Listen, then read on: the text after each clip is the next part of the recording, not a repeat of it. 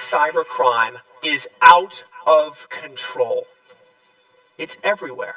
We hear about it every single day.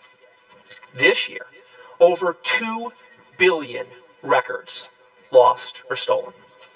And last year, 100 million of us, mostly Americans, lost our health insurance data to thieves, myself included. Now, what's particularly concerning about this is that in most cases, it was months before anyone even reported that these records were stolen.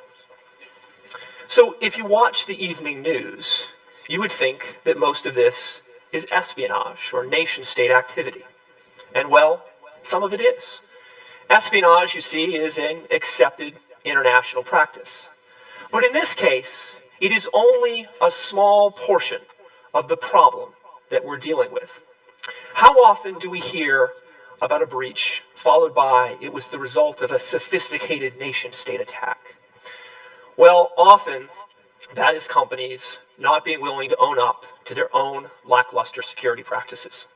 There is also a widely held belief that by blaming an attack on a nation-state, you are putting regulators at bay, at least for a period of time. So where is all of this coming from? Well, the United Nations estimates that 80% of it is from highly organized and ultra-sophisticated criminal gangs. To date, this represents one of the largest illegal economies in the world, topping out at, now get this, $445 billion. Now let me put that in perspective for all of you. $445 billion is larger than the GDP of 160 nations, including Ireland, Finland, Denmark, and Portugal, to name a few.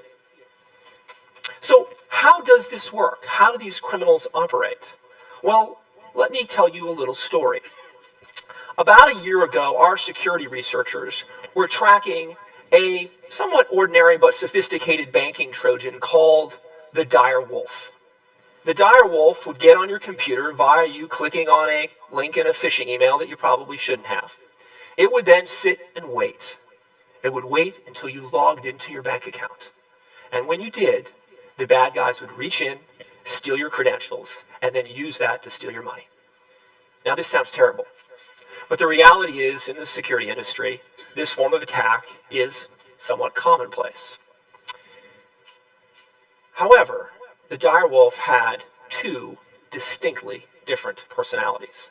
One for these small transactions, but it took on an entirely different persona if you were in the business of moving large-scale wire transfers. And here's what would happen. So you start the process of issuing a wire transfer, and up in your browser would pop a screen from your bank indicating that there's a problem with your account and that you need to call the bank immediately, along with the number to the bank's fraud department. So you pick up the phone and you call. And after going through, kind of the normal voice prompts, you're met with an English-speaking operator. Hello, Alterra Mutual Bank. How can I help you?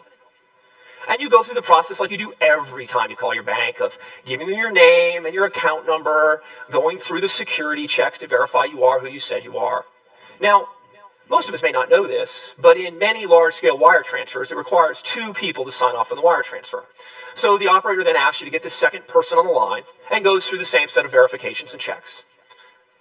Sounds normal, right? Only one problem. You're not talking to the bank. You're talking to the criminals. They had built an English-speaking help desk, fake overlays to the banking website, and this was so flawlessly executed that they were moving between $500,000 and $1.5 million per attempt into their criminal coffers. Now, these criminal organizations operate like highly regimented, legitimate businesses. Their employees work Monday through Friday. They take the weekends off. How do we know this? We know this because our security researchers see repeated spikes of malware on a Friday afternoon. The bad guys, after a long weekend with the wife and kids, come back in to see how well things went. The dark web is where they spend their time.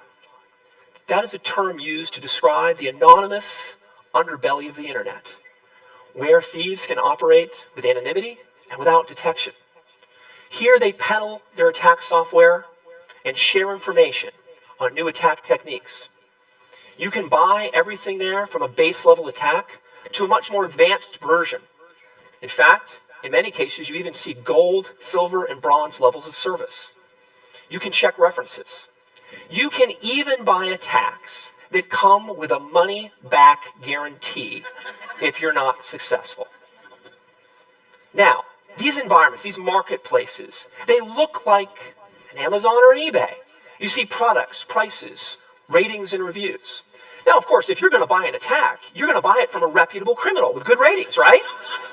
This isn't any different than checking on Yelp or TripAdvisor before going to a new restaurant. So here is an example. This is an actual screenshot of a vendor selling malware. Notice they're a vendor level 4. They have a trust level of 6. They've had 400 positive reviews in the last year and only 2 negative reviews in the last month. We even see things like licensing terms. Here's an example of a site you can go to if you want to change your identity. They will sell you a fake ID, fake passports, but note the legally binding terms for purchasing your fake ID. Give me a break. What are they going to do? Sue you if you violate them?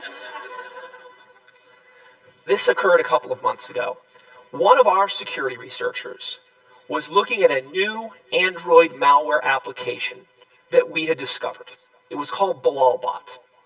Now, in a blog post, she positioned Bilalbot as a new, inexpensive, and beta alternative to the much more advanced GM bot that was commonplace in the criminal underground. Now, this review did not sit well with the authors of Bilalbot.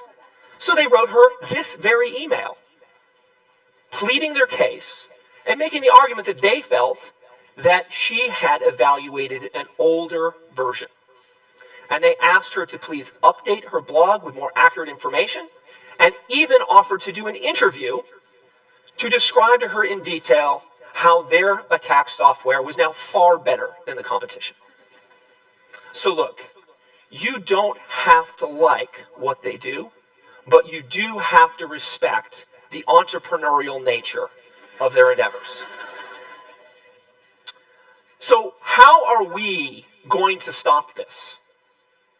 It's not like we're going to be able to identify who's responsible. Remember, they operate with anonymity and outside the reach of the law. We're certainly not going to be able to prosecute the offenders. I would propose that we need a completely new approach. And that approach needs to be centered on the idea that we need to change the economics for the bad guys. And to give you a perspective on how this can work, let's think of the response we see to a healthcare pandemic. SARS, Ebola, bird flu, Zika. What is the top priority? It's knowing who is infected and how the disease is spreading. Now, governments, private institutions, hospitals, physicians, everyone responds openly and quickly. This is a collective and altruistic effort to stop the spread in its tracks and to inform anyone not infected how to protect or inoculate themselves. Unfortunately, this is not at all what we see in response to a cyber attack. Organizations are far more likely to keep information on that attack to themselves. Why? Because they're worried about competitive advantage, litigation, or regulation. We need to effectively democratize threat intelligence data. We need to get all of these organizations to open up and share what is in their private arsenal of information. The bad guys are moving fast. We've got to move faster. And the best way to do that is to open up and share data on what's happening. So let's think about this in the construct of security professionals. Remember, they're programmed right into their DNA to keep secrets. We've got to turn that thinking on its head. We've got to get governments, private institutions, and security companies willing to share information at speed. And here's why. Because if you share the information, it's equivalent to inoculation. And if you're not sharing, you're actually part of the problem because you're increasing the odds that other people could be impacted by the same attack techniques. But there's an even bigger benefit. By destroying criminals' devices closer to real time, we break their plans. We inform the people they aim to hurt far sooner than they had ever anticipated. We ruin their reputations. We crush their ratings and reviews. We make cybercrime not pay. We change the economics for the bad guys. But to do this, a first mover was required. Someone to change the thinking in the security industry overall. So about a year ago, my colleagues and I had a radical idea. What if IBM were to take our data?